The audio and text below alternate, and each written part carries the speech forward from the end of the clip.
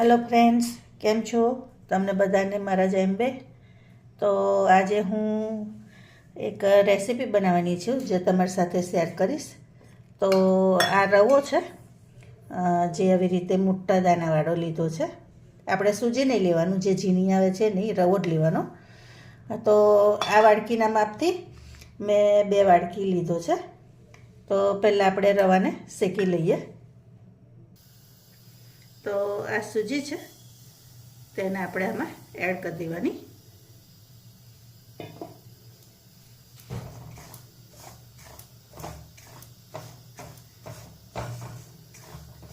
હવે આપણે એને મીડિયમ તાપે શેકી લઈશું. ધીમા ધીમા તાપે જ થવા દેવાની. ફૂલ તાપે કરશો ને તો કડક થાય નહીં અને બળી જશે. તો આવી રીતે ધીમા ધીમા તાપે જ એને થવા દેવાની.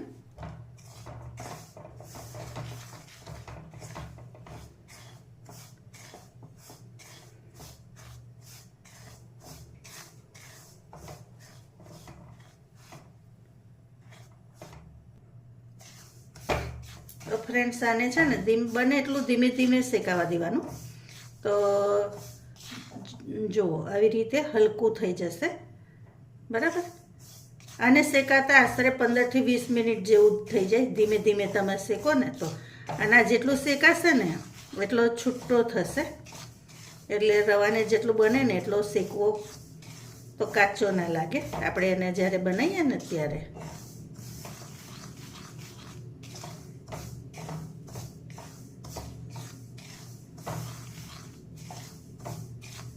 આ રેસીપી તમે બનાવતા જ હશો ઘરે, પણ જે હું થોડુંક હેલ્ધી વર્ઝનમાં બનાવું છું. અને તમે જોશો કે આવી રીતે બનાવીને એકવાર ટ્રાય કરજો, તો તમે જોશો ને તો તમને જે રૂટીન ખાવ ને એના કરતાં એકદમ અલગ લાગશે. તો તમે આવી રીતે પણ ટ્રાય કરજો એકવાર. આમાં શું, રૂટીન કરતાં થોડુંક અલગ કરો ને તો બાળકો નહીં ગમે, ઘરના નહીં ગમે, તમને જરા મજા આવે ખબર જમવાનું બનાવવાની, હે ને? તો આવી રીતનું એકવાર ટ્રાય ચોક્કસથી કરજો. બરાબર. તો ફ્રેન્ડ્સ, જો રવો શેકાઈ ગયો છે.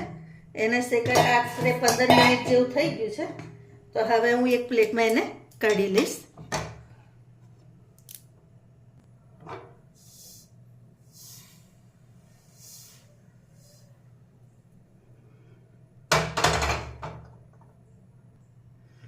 હવે આપણે આમાં તેલ એડ કરી દેવાનું.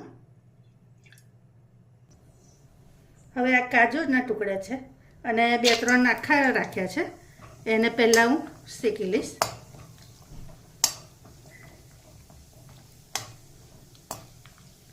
થોડાક લાલ થાય ત્યાં સુધી આપણે થવા દેવાના.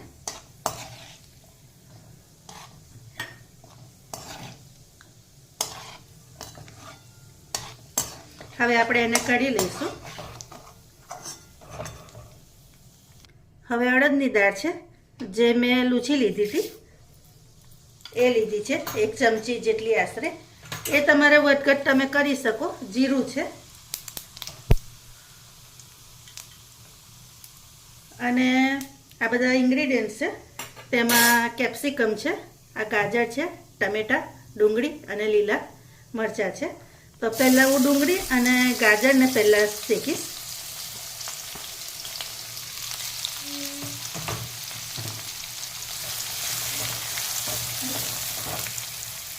અને આ થઈને તરત લીમડો એડ કરી દઈશ.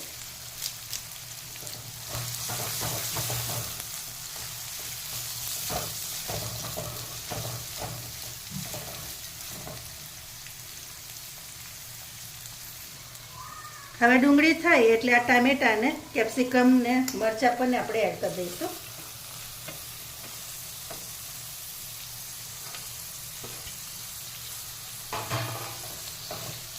અને એની સાથે થોડુંક મીઠું પણ એડ કરી દઈશું. આ જે મસાલો છે ને એના પૂરતું.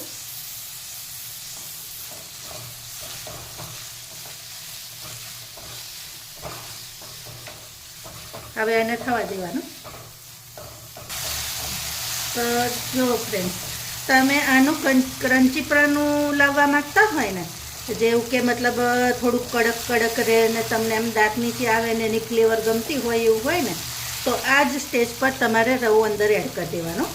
અને તમને એની ક્રંચ પસંદ ના હોય તો તમે થોડુંક હજી થવા દો તો પણ ચાલે. હું આ સ્ટેજ પર રવો એડ કરી દઈશ, જેટલું આપણે શેક્યો હતો ને એ બધો જ.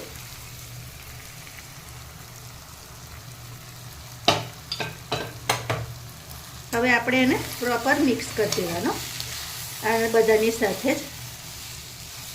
રવો શેકાયો છે ને એની ફ્લેવર તો તમે માનો નહીં, અત્યારે પણ બહુ જ સરસ આવે છે. એટલે આવી રીતે એને થવા દેવાનો. હવે હું આમાં જ રવાના ભાગનું મીઠું એડ કરી દઈશ. તમે મીઠું તમારા ટેસ્ટ પ્રમાણે રાખજો. અને થોડુંક ધાણા જીરું એડ કરીશ. ઓપ્શનલ છે, તમારે એડ કરવું હોય તો પણ થાય, ના કરવું હોય તોય વાંધો નહીં. બરાબર.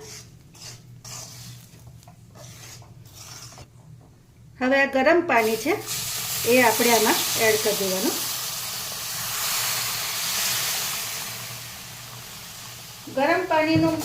ગરમ પાણીનું માપ છે ને ફ્રેન્ડ્સ, તમે જે રીતે રવો લો ને એ રવાથી, ધારો કે 1 વાડકી રવો લીધો હોય ને તો 2 વાડકી તમારે એ ગરમ પાણી લેવાનું. બરાબર. એ રીતે માપ લેશો ને તો પરફેક્ટ છૂટો ને સરસ થશે.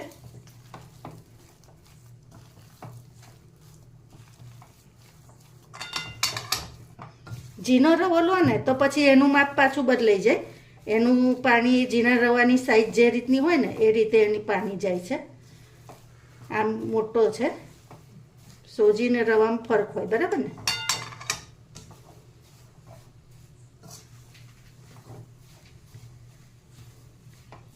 હવે તમને જો ખટાશ ગમતી હોય ને તો તમે ઉપરથી લીંબુનો રસ પણ એડ કરી શકો. બરાબર. અને આવી રીતે તમારે એને હલાવતા જ રહેવાનું, એટલે નીચે દાજી ના જાય. જો તમે જુઓ છો તો તમને ખ્યાલ આવશે કે આ છૂટો છૂટો જ થાય છે. બરાબર ને. આવી રીતે કરવાનો તો પરફેક્ટ જ થશે.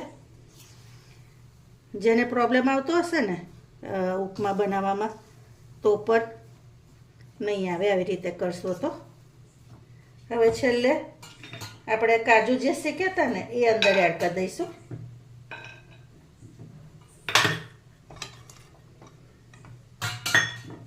આમાં તમે દ્રાક્ષ પણ એડ કરી શકો, તમને દ્રાક્ષ ગમતી હોય ને ખાવાની